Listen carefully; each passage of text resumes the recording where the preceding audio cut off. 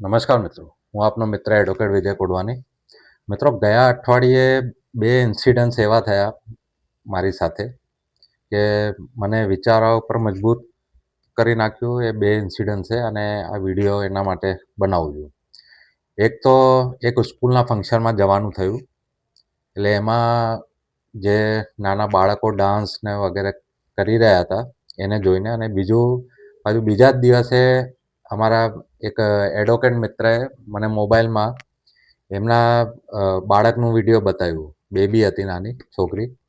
એટલે એક પિક્ચરના, એટલે આમ કહીએ ને કે થોડું વલ્ગર ટાઈપનું ગાયન હતું, એના ઉપર એણે ડાન્સ કર્યું સ્કૂલમાં અને લોકોએ તાળી પાડી.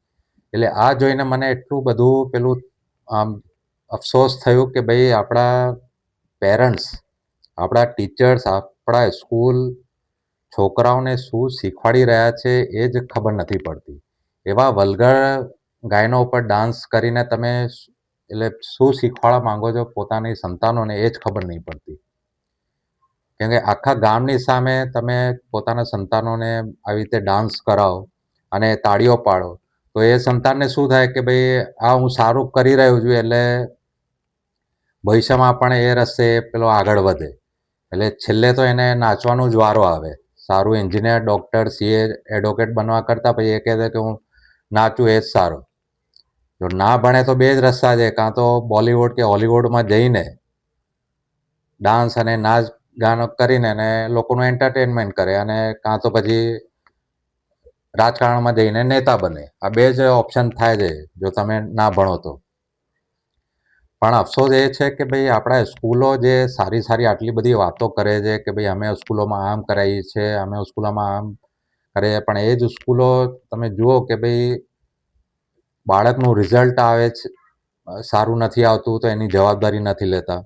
પેરેન્ટ્સ પણ લાખો રૂપિયા ફી ભરે છે, અને એ ફી શેના માટે કે ભાઈ આવી રીતે બાળકોને એટલે નાચ ગાના અને સોંગ ડાન્સ કરવા માટે મોકલી આપે. તમે કોની સામે ડાન્સ કરો છો એ તો જુઓ. ઘરમાં કરો તો ઠીક છે, પણ હું તો કહું ઘરમાં કરો તો એટલીસ્ટ એને કહે કે ભાઈ તે સારું ડાન્સ કર્યું, ઓકે, વેરી ગુડ, નાઇસ, પણ હું આનાથી ડિસએગ્રી છું. એટલીસ્ટ પેરેન્ટ્સને એવું વિચારવું જોઈએ કે ભાઈ એ ખોટી બાબતે ડિસએગ્રી થાય. તમને એવું કે ભાઈ સ્કૂલમાં મારા છોકરાને ટ્રોફી મળી અને નાચ ગાના ગાઈને અને ડાન્સ કરીને, અને પેલા નેતાઓ સામે ખુરશી ઉપર બેસીને એનો નાચ જુએ, એમને તો એવું જ છે લે કે ભાઈ લોકો, નાગરિકો આ બધા અમારી સામે આવી રીતે જિંદગીભર નાચતા રહે, એ જ એમને ગમે છે.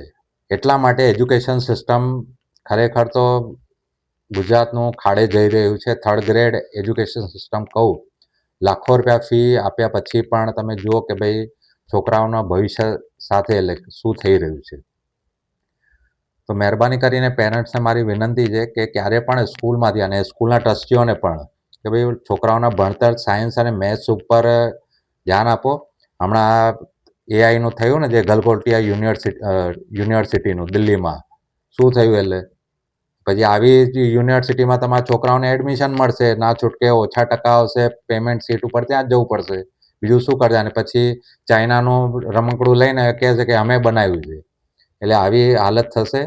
એટલે મહેરબાની કરીને સ્કૂલોને, યુનિવર્સિટી જેટલા પણ જે હોય, ટ્રસ્ટીઓને, પેરેન્ટ્સને એટલીસ્ટ એટલે પેરેન્ટ્સ પાસે આવું કંઈ પ્રપોઝલ આવે કે તમારા છોકરાને કે છોકરીને અહીંયા ડાન્સ કરવાનું છે, અને તો એટલી ના પાડી દો ચોખ્ખી જ કે ભાઈ ના, અમારે આમાં વસ્તુ આ નથી કરાવવી.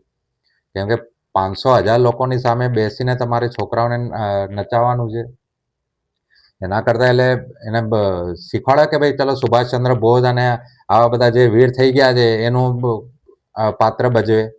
કેમ નથી ભજવતા કે ભાઈ આટલી મોટી કેવી રીતે સેના ઊભી કરી અને હિન્દ ફૌજ ઊભી કરી, એ કોઈ નહીં શીખવાડે. પણ આ બોલિવૂડના જે નચણિયાઓ છે, જે 500,000 રૂપિયામાં આપણી સામે નાચતા હોય, એવું તમારે છોકરાઓને અને છોકરીઓને બનાવવું હોય તો પછી સ્કૂલે અને કોલેજે નામ મોકલો તો સારું છે.